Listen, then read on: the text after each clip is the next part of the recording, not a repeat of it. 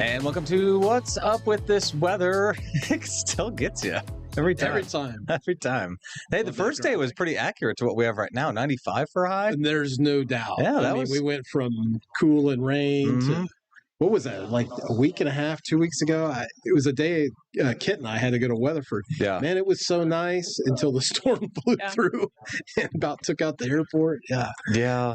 Well, we're stuck in the heat now. Yeah. Those days are long gone. Yeah, that's right. So, lots to talk about. We are going to go over the last week, highlighting 3 of the days that were busier than usual, we'll say, for a lot of folks across the state as storms just pounded on in. It was a northwest flow pattern, which this time of the year brings storm after storm after storm from the northwest with the jet stream, and boy, did it overperform. Yeah. Overperform, as they like to say. Yeah. Everyone but John Slater, but yes. Yeah. For those that don't know, he does not like that terminology. No, he doesn't. So we'll just say it performed exceptionally for Mother Nature. Yeah. All right. We're going to dive into what we have right now. If you're watching us live, 1:31 the time right now on this Wednesday, the 1st of July. Welcome to it.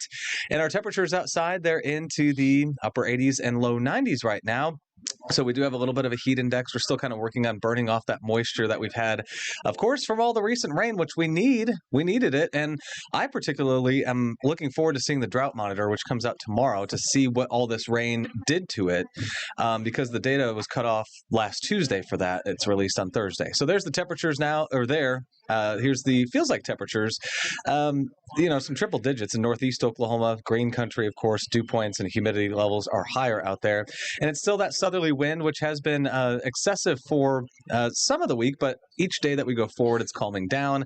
Doesn't really help relieve you that much. It's just blowing around the heat and humidity. There's some of those wind gusts close to 30 miles per hour. So where do we go from here? This takes us into the middle of July, above average temperatures. Now, this doesn't mean every single day, but more days than not, temperatures above average as we move forward.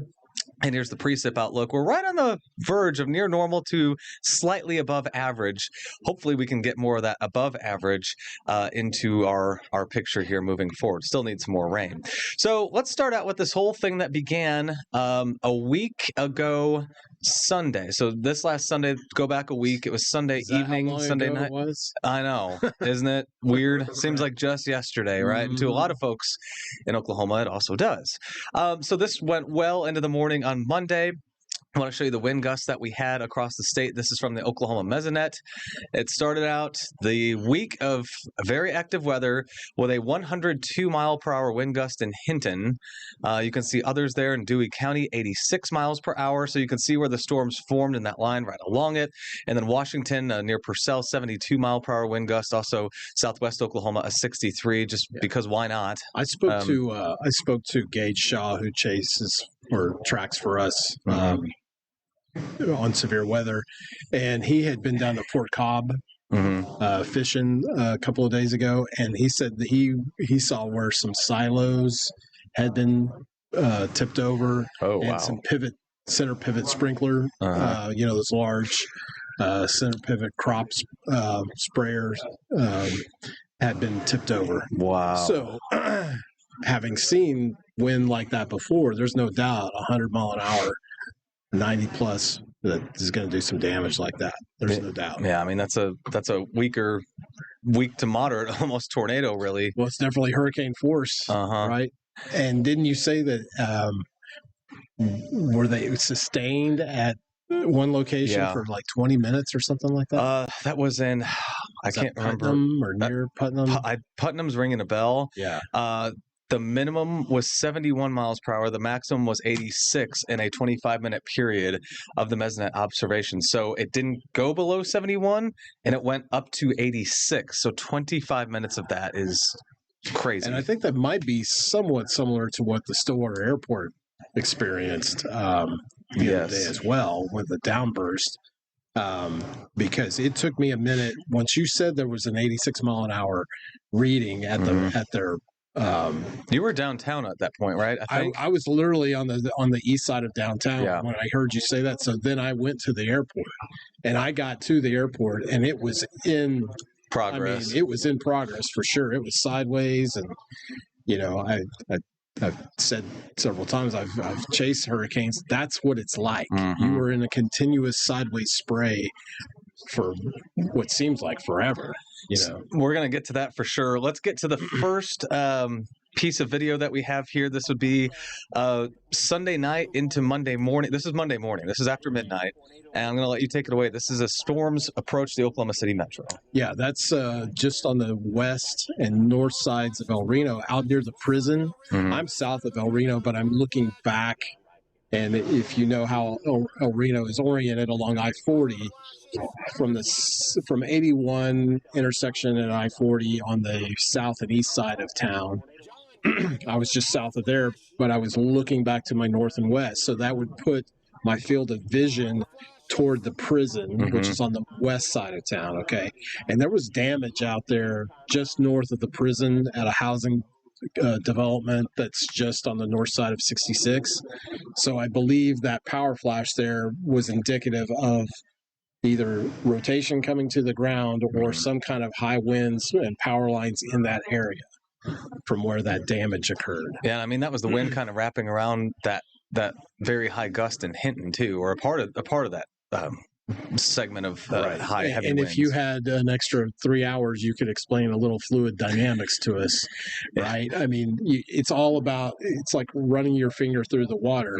You're creating eddies behind the main force of your finger going through the water. It's why those ski boats that you can fill with ballast, 3,000 pounds of ballast water to make them lower in the water, they tilt like this and they go along. It uses a tremendous amount of gas to do it, but it makes a huge wave that you can surf on behind it. Right. So that's what's going on. Yeah. All right, we're going to take a quick break here. We're talking about Thursday now. So that was Monday into Sunday morning. It just got worse from there. Thursday storms and then Friday storms, culminating with what Mark was talking about in Stillwater. We're going through last week, storm by storm. That's coming up after this break. And we are back on What's Up with This Weather. This is last week's round after round after round of severe weather edition. We just talked about Sunday night into Monday. It kept a lot of people up. A lot of people were probably groggy on Monday. Yes. That was when they activated the phones that went off in the metro. Which, excuse me, I'd like to see the reaction of the people who received that message to when they enacted their storm safety, or whether or not they took it seriously, right? But I think that is an advancement that obviously gets your attention and wakes you up in the middle of the night. But I think that's an advancement of technology and the proper use of weather alerts in that situation, because you can't rely on a siren. No. Wake you up inside in the middle of the night. It's just impractical. Well, and weather radio should be as common as smoke alarms, but unfortunately, people, it's not as common as a smoke alarm. Yeah, it's still important to have a weather radio. It is your radio now. It's still important to have a weather radio because if you lose service for whatever reason, if you haven't charged your phone, or if there's a problem with the network, maybe you're served by one tower, your neighborhood is, and it gets taken out. Very true. You can have a power outage that takes out the local tower, local cell tower. True. Yeah. And those are it's interesting. The only reason I know, they have backup systems. The pharmacy I go to, when you're waiting in line outside, there's a tower right there, and you can see the generator below, and it says 100-gallon capacity on the fuel. Okay, so they have backup generators and all that stuff. Stuff fails. You got to have backups. Yeah. I mean, that could be struck by lightning. 1,000 things could happen. Yeah. It just doesn't kick over.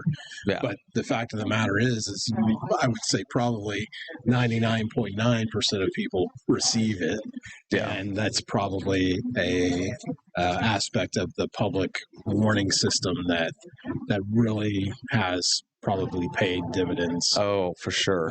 Here recently. So. And before we get into our Thursday stuff, real quick, the Weather Service on chat, they would say when they're considering and when they're about to do this to us, the people on this chat with them, and I say that just so that they don't take it lightly, this decision to wake up, 1 million plus people in one button. Yeah. They debated on it for ahead of time with enough advance time. This wasn't a late thing, but they were thinking about it and debating over it for a long time. It wasn't just a willy-nilly thing. But in the scope of things, that's what it's designed to do. Yeah. Right. So you have 100-mile-an-hour wind gusts. You have 90-mile-an-hour wind gusts. It can be just as damaging as a tornado. Right. And it can cause. And we had tornadoes off the front ends of those situations. They often happen at night. Mm-hmm. So, hats off to the Weather Service for what they, and they've got a lot of irons in the fire trying to keep. They don't want to false warn anybody and wake up a million people plus. Right. Yeah, it's an incredibly difficult job to make that call at times because they don't want to. They understand the inconvenience of everything, but they also, by their chief mandate, is public safety. Right. So yeah. So we'll fast forward to Thursday. We did have some thunderstorms on Tuesday during the day. Wednesday was a little bit of a break for most people. Then Thursday comes in. So we had a lot of trackers out this day too. It started about 3 to 4 in the Oklahoma Panhandle, some supercells out there. They were lone storms at the time. And this is Phil McGee was in Beaver County, eastern Beaver County, which is our easternmost county in the Panhandle. They're big counties out there. And Mark, take it away. Phil had headed out and had targeted up toward Beaver and Buffalo up in there. And, sure enough, the storms, and we talked about this before, some of these June storms out in the Panhandles and the Texas High Plains and all up in there in southwest Kansas do generate tornadoes quite often this time of year. You spent a lot of your life on the Texas Panhandle. People don't know.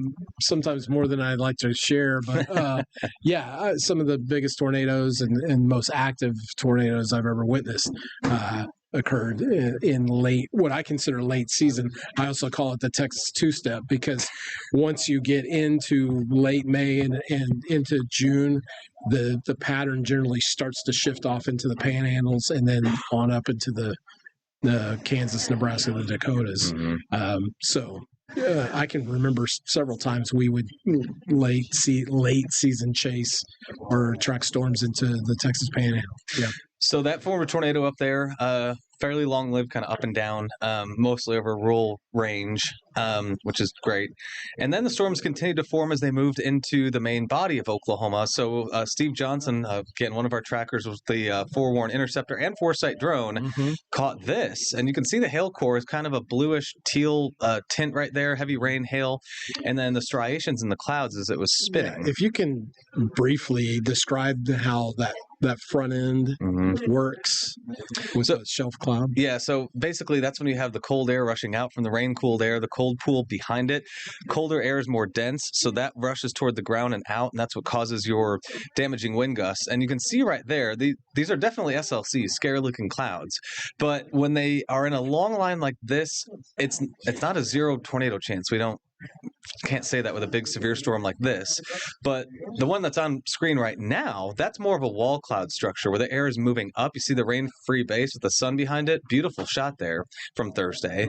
And the rain is to the right. The air moving up is to the center part of your screen. That would be more of a tornado risk than something like this, where it's a long horizontal line. You can see the almost stack plates, kind of stack plates. It's not really a big sphere, but we're getting there.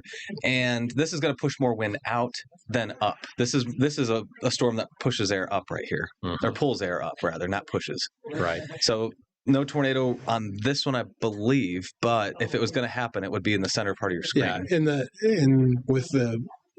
with the striation line, we had that same kind of feature a little bit over towards Stillwater, but it's where it wrapped around on the north and east side from where I was looking at it is where Corey Inman was, and that's where they had issued the tornado warning. Near Glencoe, I believe, between Stillwater and Glencoe. Yeah, basically along the Turnpike spur that runs up to 412 from the northeast side of Stillwater. Yeah. So. Okay, I might be getting that confused. That was Friday, I think. Yes. I'm jumping ahead a day. Yeah. All right. So anyway, what was it? You said every day but Wednesday? Yeah, it was every day but Wednesday. Storm fatigue. Okay. So that actually does lead us into our Friday night into Saturday morning storms. So Thursday was busy. We had lots of hail and wind reports, and maybe some people are still cleaning up from that. Now we go into Friday. All right, here we go.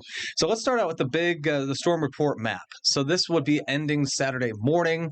So the blue circles with what looks like this, that's a high wind report. The blue circles with the dots, that's hail.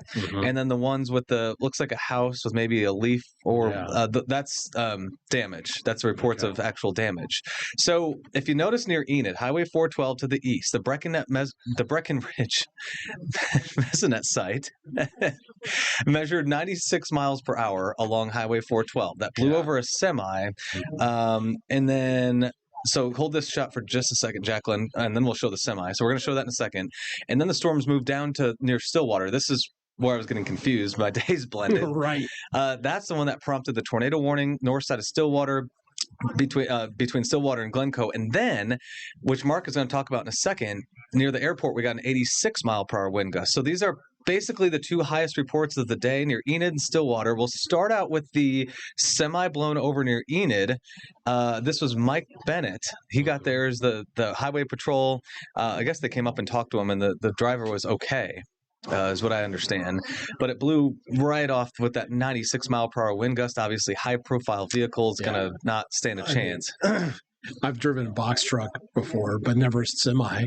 But can you imagine that even if it's loaded down sometimes, that trailer is the part that starts to get pushed by the wind, and then once the trailer's gone, you know, you're going with cab's it. You're going with it. Not break free and go with it, and that's what happens. I've seen it so many times along, especially east-west roads. Yes, because you've got a north wind coming across, and that's so indicative of high winds.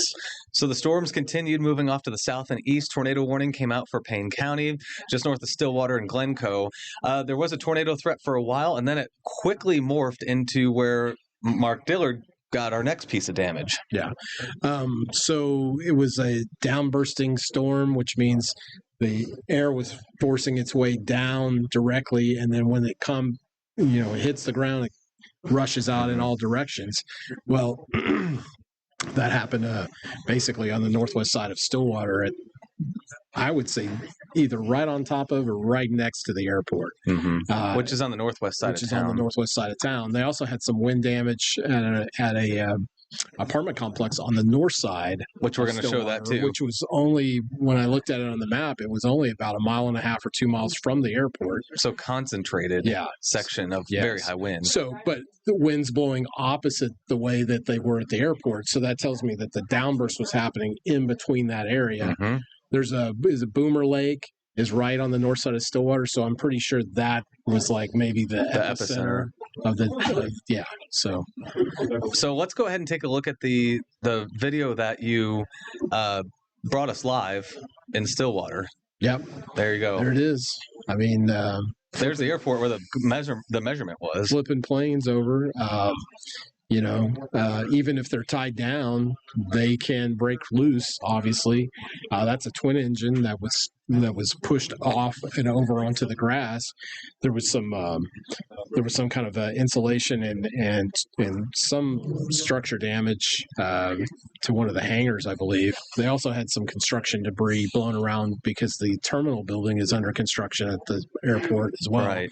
But you can see for the winds how crazy it was. It was an absolute hurricane. So we're going to come back. We're going to take a little break here in a second. I want to continue with Stillwater, though, because dramatic video of a roof being lifted off of an apartment, which was also fairly close to this. We'll take a look at that here coming up after the short break on What's Up With This Weather. And here we are back on What's Up With This Weather, going over last week's slew of severe weather and thunderstorms, tornado warnings. So we had it all. And a lot of people are tired. Not just us. A lot of people are tired. They're tired of it. May is done, but June had more tornado warnings than May, more damage than May. Yes. Yeah. By far. Well, we've had some kind of storm incident almost every month this year. January was Shawnee tornadoes. February blizzard. February was the cold snap. March tornadoes. May Enid tornado. April, yeah. May 2 tornadoes. They were small, very small. That's it. I wish we hit 0 for a lot of reasons, but also for stats, because if we did, that would be the only other time we did that was in 2005. There was no other May in Oklahoma that has had 0 tornadoes aside from 2005. I wish we did that again. Has it been that long? It's been that long, and that's since tornado records began in 1950. 2005 is the only month I do remember that didn't happen. Anyway, so we'll go back to Stillwater here briefly. This is the 86-mile-per-hour wind gust at the airport. Oh my gosh, look at that! Right, peeled that roof right back. Just peeled it back. Caught that canopy and just peeled it right back. So what's amazing is there's still power in the businesses and the left side of the apartment complex. Mm-hmm. You can see the power lines rocking and rolling. Didn't affect the power lines directly, but yeah, that whole roof peeled back.